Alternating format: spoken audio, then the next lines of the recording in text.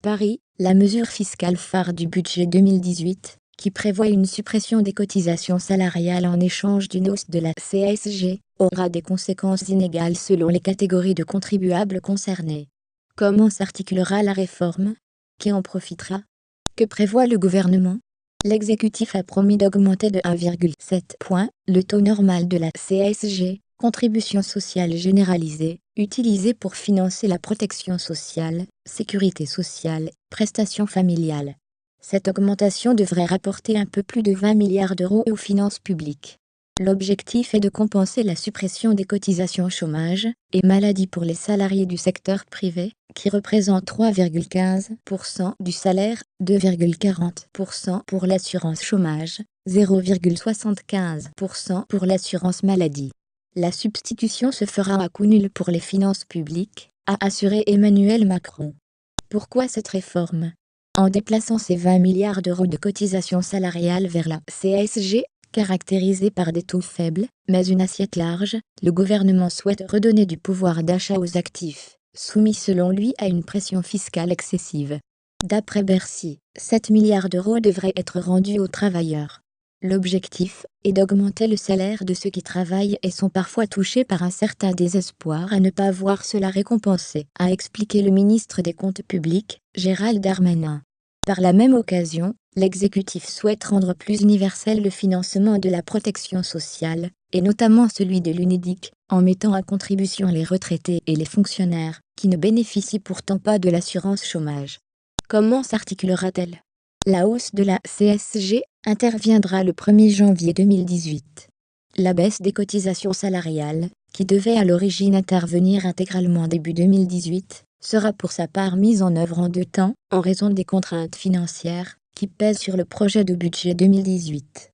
Il y aura une baisse de plus de 2 points de cotisation sociale dès le 1er janvier, a indiqué le Premier ministre Édouard Philippe.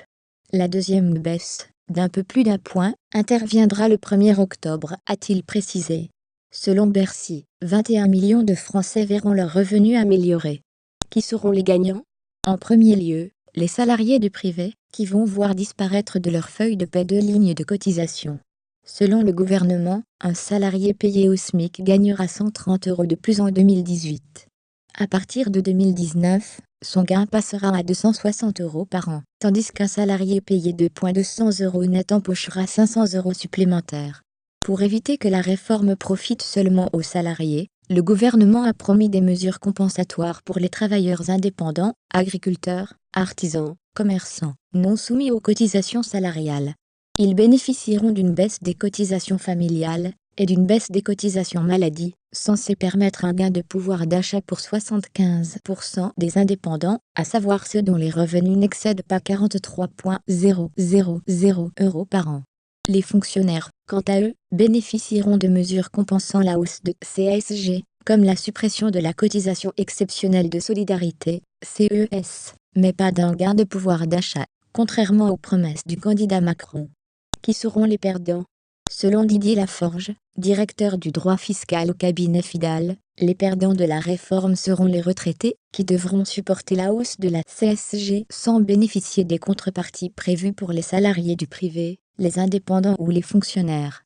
Dans les faits, la mesure pèsera sur les 60% de retraités soumis au taux plein de CSG, 6,6%, appliqué à partir de 14,375 € de revenus annuels pour les célibataires, et de 22,051 € annuels pour les couples.